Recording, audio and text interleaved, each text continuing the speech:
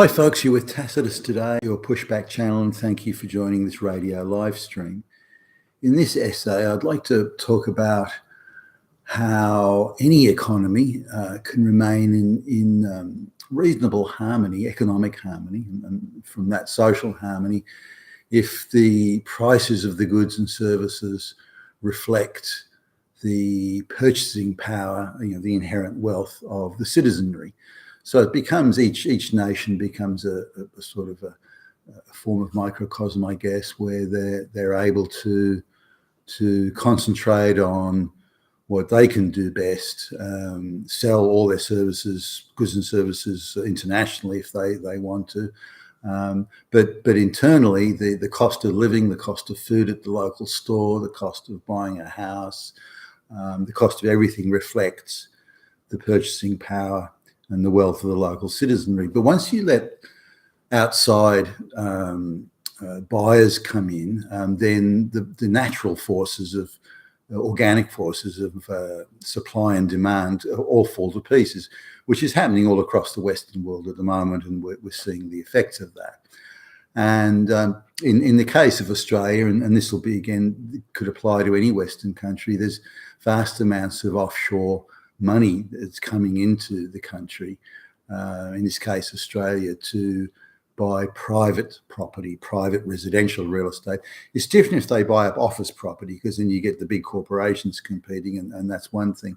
But when they're buying up private residential real estate from money that's illegitimately acquired, then it changes the entire economic structure and the purchasing power. So everything that was in equilibrium and in relative harmony is now being,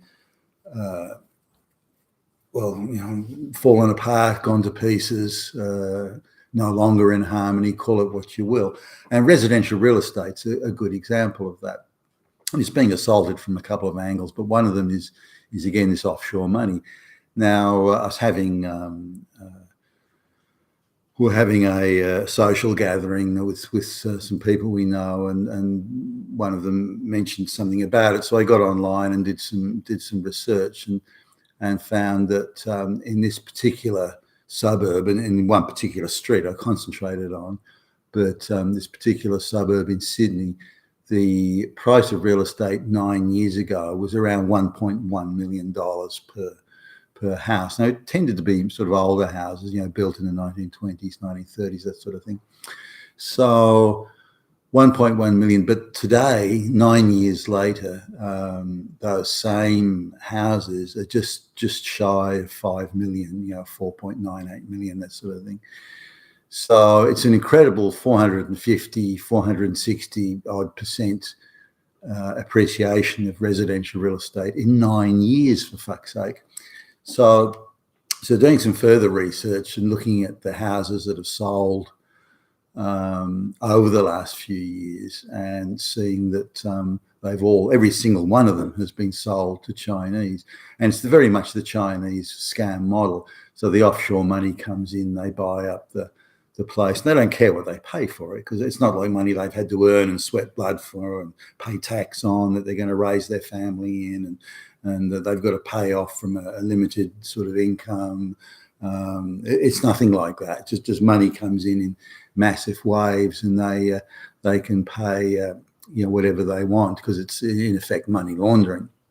So it's a bit like drug money. If the drug sort of barons, they buy up lots of real estate and get into the real estate business, and that's how they launder their money and make it look legit.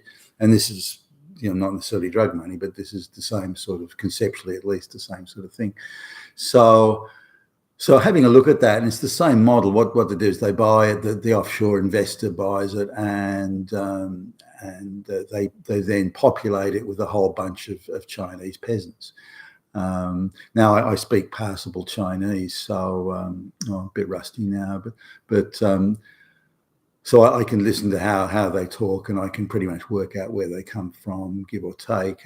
And so they get these illiterate sort of rural farmer peasants, and the Chinese sort of goon, mafia goon, head of family type thing, brings them out to Australia on some spurious scam, and then and then they populate these houses. So there's one sort of was fairly close by to where we were meeting these people we know, and it's a 4-bedroom house, but they effectively put a Chinese peasant family in each bedroom, and they share toilet and kitchen facilities, and they don't upgrade the place, so it's still in the 1920s condition and maybe in need of some renovation and remodeling, but that's their standard pattern, and they just do that wherever they go. Now it's obvious what they're doing and how they're doing it, and the harmful effect it has on excuse me, the harmony of the local economy, because it's putting all these properties and many other way out of reach in organic, natural purchasing power terms for the local population. So these areas then become just as simple playgrounds for the international rich and big international finance. Now, the big finance also, because they've got colossal sums of money in quantities that they never could have dreamed of 25 years ago because of all the retirement funds. And Australia is no different. So what these big financial companies do is they want a frothy, bubbly market because it suits them. But like any frothy, bubbly market that doesn't represent the reality of supply and demand, it's going to come back to earth at some point. And this terrifies politicians. Politicians love the idea of and enjoy the concept of house prices going insane and going through the roof, because it makes people feel, theoretically at least, rich. But when it looks like it's going to come back to earth, the politicians panic, and the big financial institutions then come in, well, not a problem. Any panic selling or anything like that, we'll just buy those places up. So we'll put a floor under the price of housing. So we'll make sure it doesn't tank, that it doesn't drop down to the market force type prices. We'll make sure it stays at that frothy, bubbly level, and we'll buy up anything that looks like it's going to drop below that sort of floor price.